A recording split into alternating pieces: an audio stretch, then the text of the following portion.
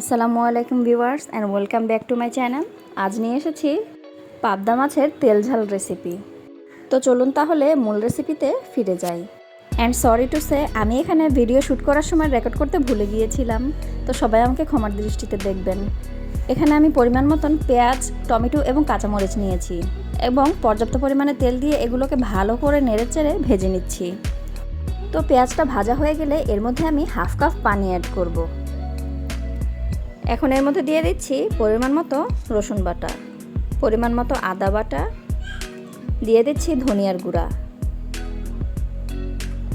এবং তার সাথে দিয়ে দিচ্ছি জিরার গুঁড়া, দিয়ে দিচ্ছি হলুদের গুঁড়া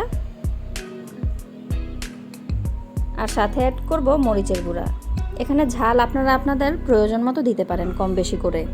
মশলাটাকে ভালো করে কষিয়ে নেব যেন তেলটা উপরে চলে আসে। তো দেখতেই পাচ্ছেন আমার মশলাটা ভালো করে কষানো হয়ে গেছে। এখন আমি এর মধ্যে দিয়ে দেব ধুয়ে রাখা পাবদা মাছ। এগুলোকে আমি ভালো করে পরিষ্কার পানিতে ধুয়ে রেখেছি।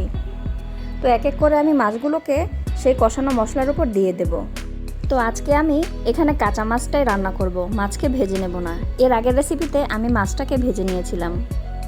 তো পাবদা মাছ যেহেতু নরম হয়, এগুলোকে না ভেজে রান্না করলেই আমার কাছে বেশি ভালো লাগে। তো এখন সবগুলো মাছ দিয়ে দেওয়ার পর আমি এখানে দিয়ে দেব 1 কাপের মতন পানি। আর পানিটা অ্যাড করার পর আমি ভালো করে মাছটাকে মশলার মধ্যে নেড়েচেড়ে মিশিয়ে নেব। ভালো করে এগুলোকে উল্টে পাল্টে দেব। মাছটা যখন কাঁচা থাকে এই অবস্থাকে মাছটাকে নেড়েচেড়ে মিশিয়ে দিতে হয়, কেননা সেদ্ধ হওয়ার পর নাড়তে গেলে মাছগুলো তখন ভেঙে যায়। তো 5 মিনিট কষানোর পর এখন দেখব মাছের কী অবস্থা। আমার কষানো ভালো মতো হয়ে গেছে। আমি এখন মাছটাকে আলতো হাতে ভালো করে আস্তে আস্তে নেড়ে দেব। এখানে মাছটাকে বেশি জোরে নাড়াচাড়া করা যাবে না, যেহেতু এগুলো নদীর মাছ আর নরম মাছ, তাই এগুলোকে খুব বেশি একটা নাড়াচাড়া করার প্রয়োজন নেই। আমি উপর থেকে নিচে হালকা মতো কোনোভাবে নেড়েচেড়ে দিচ্ছি। তো এই পর্যায়ে আমার মাছ রান্না হয়ে এসেছে।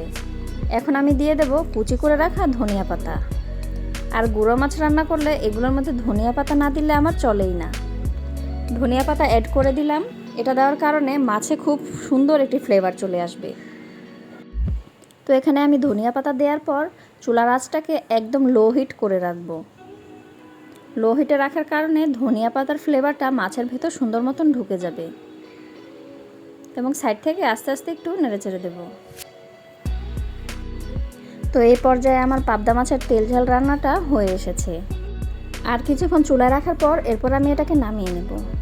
তো হয়ে গেছে আমার পাবদা মাছের তেল ঝাল রেসিপি। দেখুন কতটা সুন্দর এবং লোভনীয় হয়েছে।